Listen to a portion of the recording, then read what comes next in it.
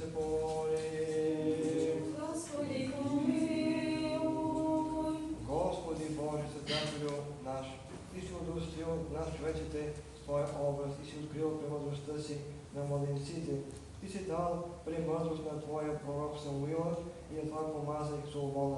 Тебе, вечната и божествена истина, усърдно молим, милостиво погледни върху тези деца и духа на премъдростта и разума, духа на познанието и благочестието, духа на Твоя страх, отвори ума и за да възприемат силата на Твоя закон, че те ги изучават духите полезни науки и изправи ги от всяка вражеска зла умисъл, запази ги твърдо в православната вяра, душевна чистота и целомъдрие, да случи волята им по изпълнение на Твоите свети заповеди и придобиването при полезни навици, и така подготвени чрез Твоята премъдрост и като преуспяват добродетелния живот и полезното знание, да станат носители на Твоето учение, да поживеят в мир, радост и всяко благополучие и да се удостоят да станат наследници в Твоето вечно царство, сега винаги во веки веков.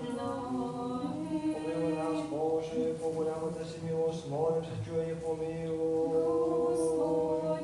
Още се молим за милост, добро преуспяване в учението, да молите и Стефан, Ваня и Йоанна,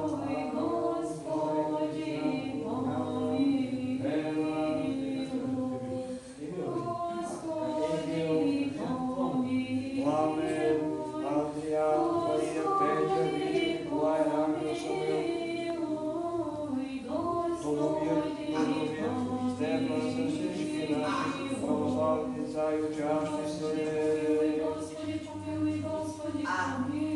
Защото си милостив и човек без Бог и Тебе даваме слава сега винаги и во веки веков.